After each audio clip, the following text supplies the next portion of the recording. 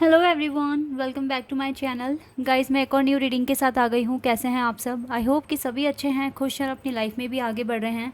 तो अभी जो मैं आप सभी के लिए रीडिंग करने वाली हूँ, टॉपिक है अर्जेंट मैसेजेस। पता लगाऊंगी डिवाइन की तरफ से आपके लिए कौन से अर्जेंट मैसेजेस आ रहे हैं। आई एम सो सॉरी, मैं चैनल पर रीडिंग नहीं कर पा रही थी। आप सभी को पता है मेरी तबीयत ठीक नहीं थी, इसी वजह से मैं थोड़ा कम काम करने की कोशिश कर रही थी।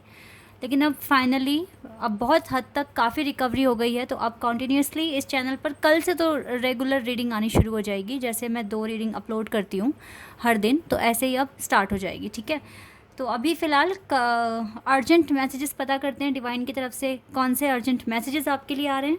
तो जल्दी से रीडिंग को स्टार्ट करते हैं और देखते हैं क्या आता है। ये रीडिंग टाइमलेस है गाइस। जब भी आप यहाँ तक पहुँचें आराम से देखिए, ये आपको हेल्प करेगी। देख लेते हैं क्या अर्जेंट मैसेजेस हैं आपके लिए आपकी करंट सिचुएशन के अकॉर्डिंग।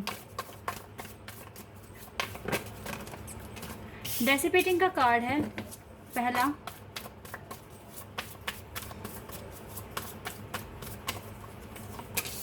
फेथ,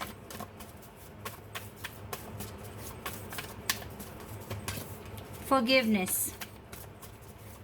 ओके, फॉरगिवनेस का भी कार्ड है यहाँ पर। We have expansion. चलो इसको ऐसे ही लेते हैं, जिस ऑर्डर में कार्ड्स आ रहे हैं उसी ऑर्डर में लेते हैं।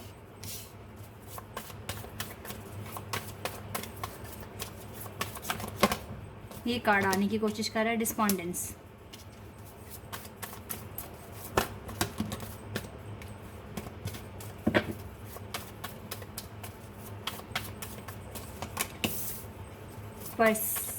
परसेप्शन, गिल्ट,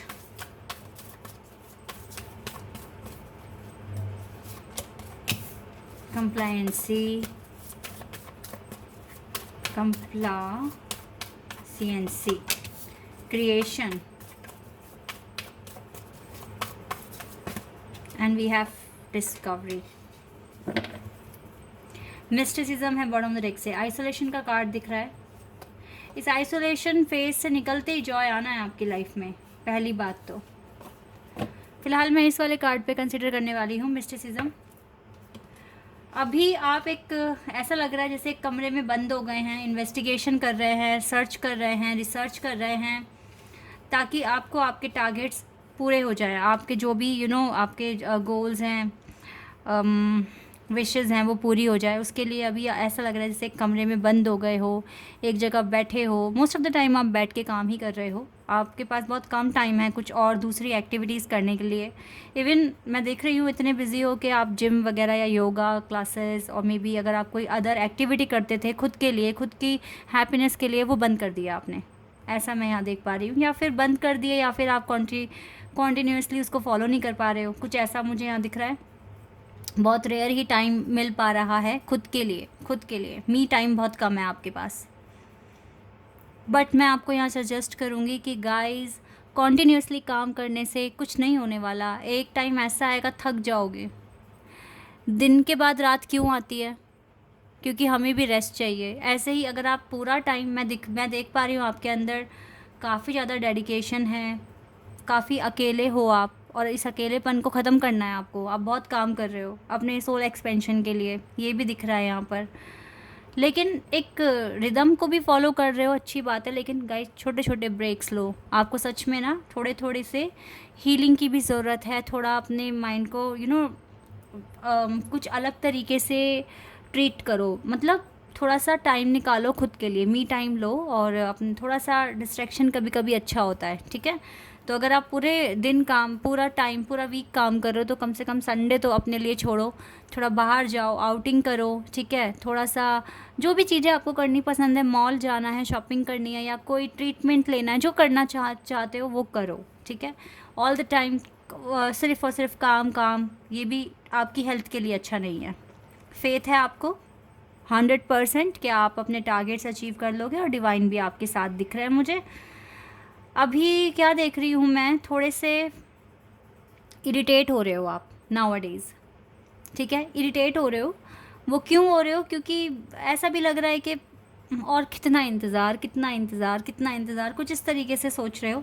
लेकिन ये सोचने का टाइम, इस तरह से सोचकर अपना टाइम मत वेस्ट करना, क्योंकि आपको तो देखो तब तक डिस्कवर करना है जब तक आपको प्रॉपर आंसर आपका नहीं मिल जाता, ठीक है, कंक्लूजन तक नहीं पहुंच पाते, तब तक तो आपको डिस्कवर करना है। तो ये सोच कर के और कितना टाइम, इसे सोचकर अपना टाइम वेस्ट करने से अच्छा है डिस्कवर ही करते रहो जब तक कि आप कुछ क्रिएट नहीं कर लेते, जब तक कि आपको ये डोर नहीं मिल जाता ओपन करने के लिए, ठीक है।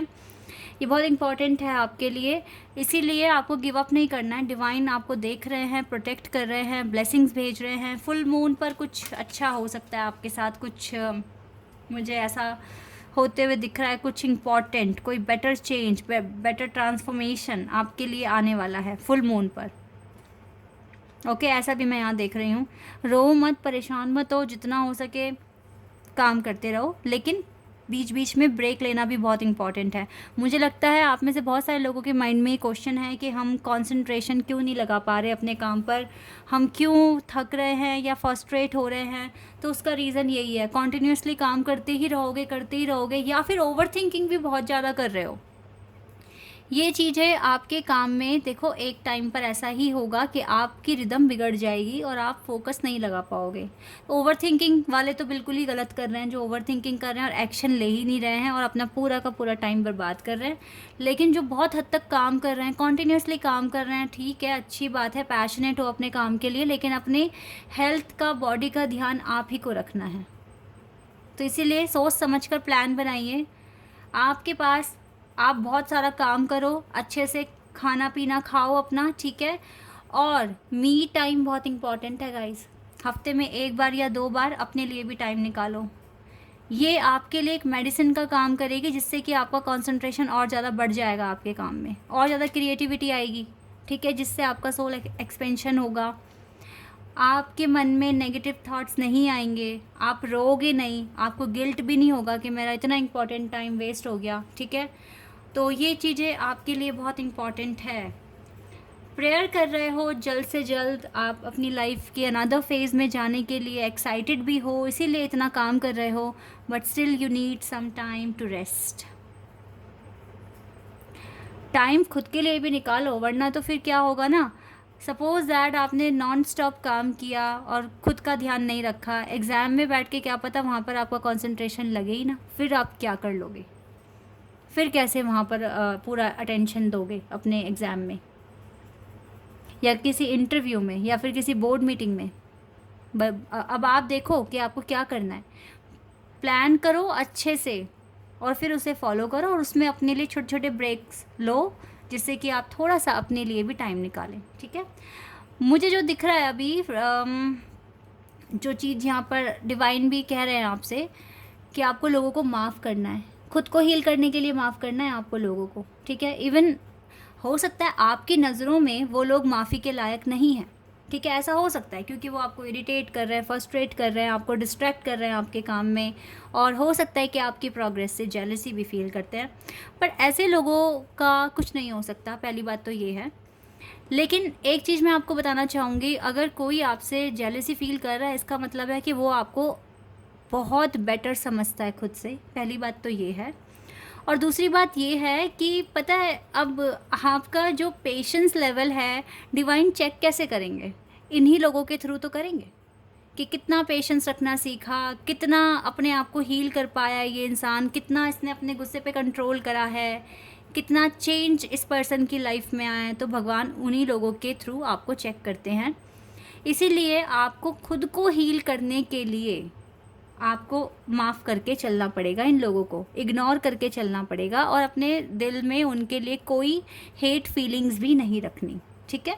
ये आप उनके लिए नहीं, अपने लिए कर रहे हो, खुद की हीलिंग के लिए कर रहे हो, और ये बहुत इंपॉर्टेंट है।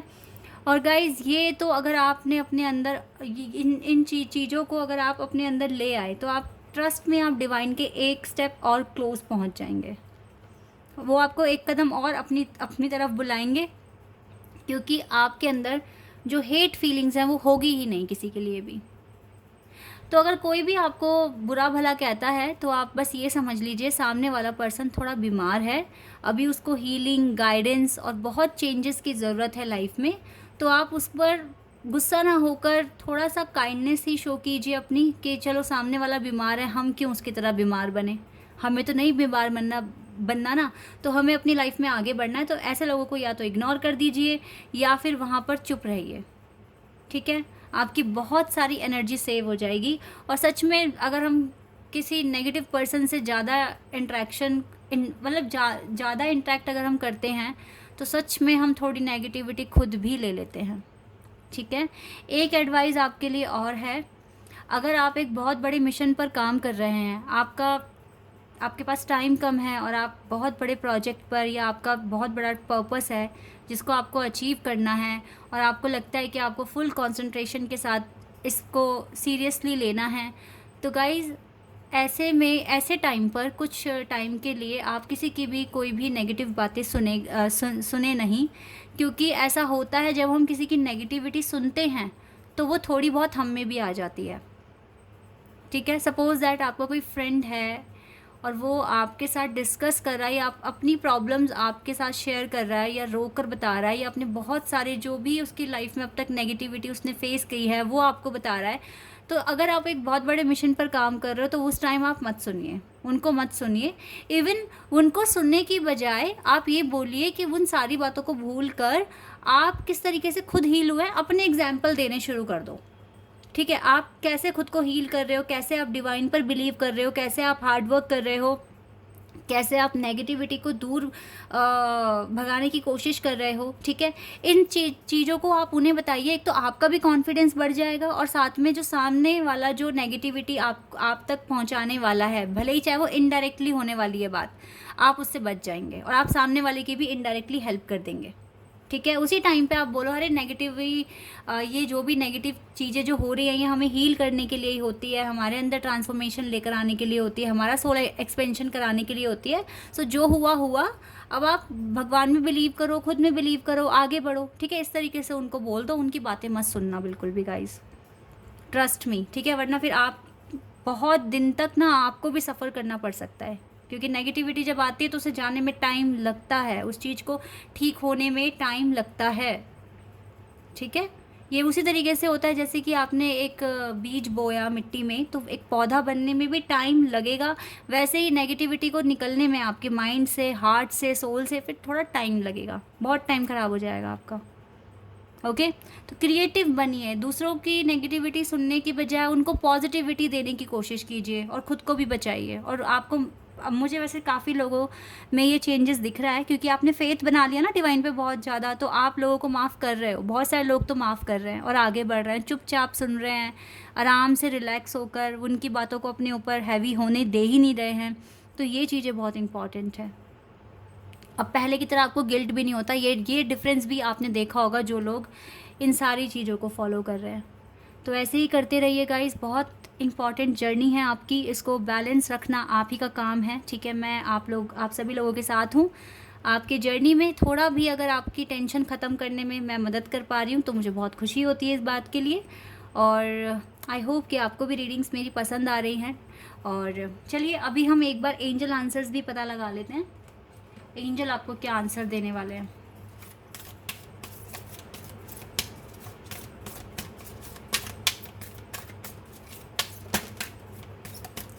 अगर आपके माइंड में कोई क्वेश्चन है तो प्लीज़ आप पूछिए यहाँ पर, मे बी आपको आपका आंसर मिल जाए। Wait a sec, just wait. Okay, no, divine ने बोला है नो, जो भी आपका आंसर है उसके लिए तो नो आया है। अभी एक और आंसर लूँगी मैं, चलिए 2 आ गए।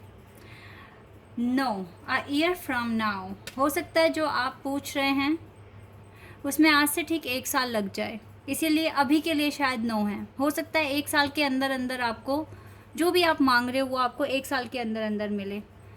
आस्क योर एंजल्स, तो अपने एंजल्स से आपको पूछना पड़ेगा, मैनिफेस्ट करना पड़ेगा, एफर्मेशंस बोलने पड़ेंगे। तो ये नो जो 1 साल ले रहा है, हो सकता है कि थोड़ा टाइम कम हो जाए।